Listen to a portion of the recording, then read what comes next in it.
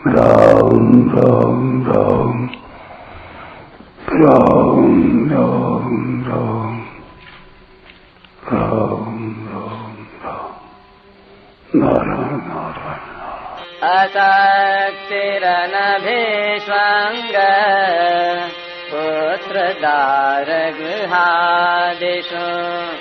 नित्यं च समचेतस्व निष्ठानिष्ठोपपत्तिषु। 9वां श्लोक। आसक्ति रहित होना, पुत्र, स्त्री, घर आदि में एकात्मता यानी घनिष्ठ संबंध न होना और अनुकूलता प्रतिकूलता की प्राप्ति में चित्त का नित्य सम रहना। व्याख्या। असक्ति ही उत्पन्न होने वाली सांसारिक वस्तु, व्यक्ति, घटना, परिस्थिति आदि में जो प्रियता है उसको शक्ति कहते हैं। उस शक्ति से रहित होने का नाम असक्ति है। सांसारिक वस्तुओं, व्यक्तियों आदि से सुख लेने की इच्छा से, सुख की आशा से और सुख के भोग से ही मनुष्य की उनमें आसक्ति प्रियता होती है। कारण कि मनुष्य को संयोग के सिवाय सुख नहीं दिखता, इसलिए उसको संयोगजन्य सुख प्रिय लगता है, परंतु वास्तविक सुख संयोग के वियोग से होता है। इसलिए साधक के लिए सांसारिक आसक्ति का त्याग करना बहुत आवश्यक है।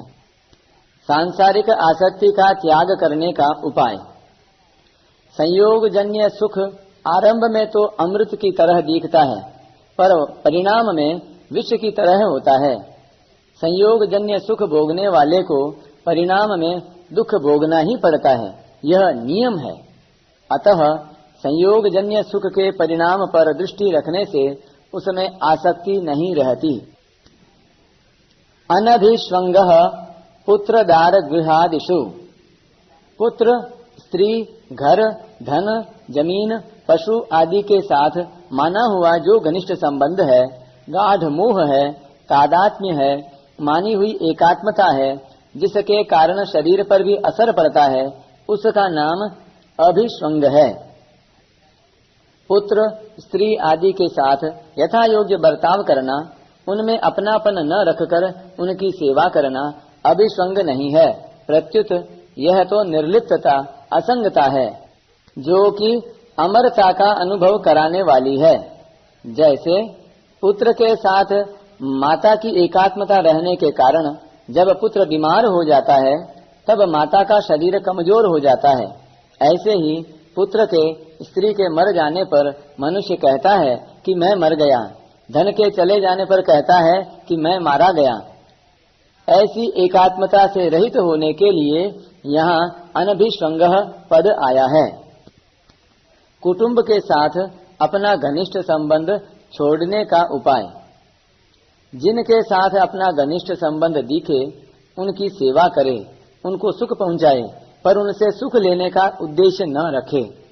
उद्देश्य तो उनसे अभिष्वंग अर्थात तादात्म्य दूर करने का ही रखे।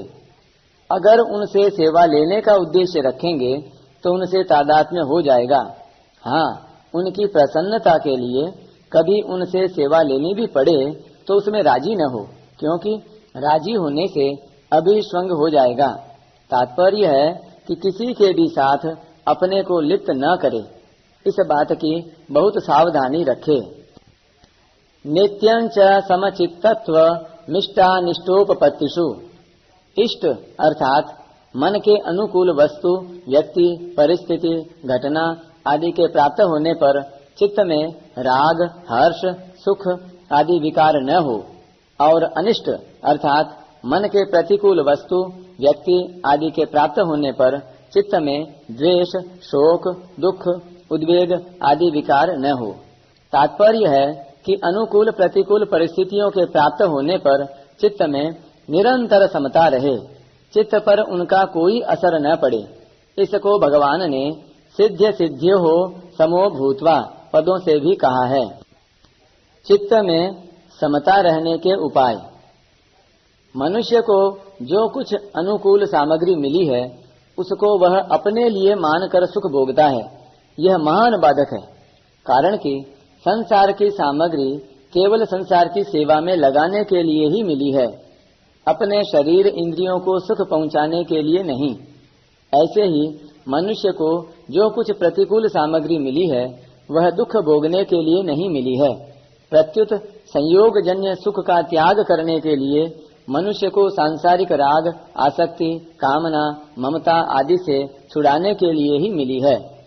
तात्पर्य है कि अनुकूल और प्रतिकूल दोनों परिस्थितियां मनुष्य को सुख दुख से ऊंचा उठाकर उन दोनों से अतीत परमात्म तत्व को प्राप्त कराने के लिए ही मिली है। ऐसा दृढ़ता से मान लेने से साधक का चित्त इष्ट और अनिष्ट की प्राप्ति में स्वतः सम रहेगा।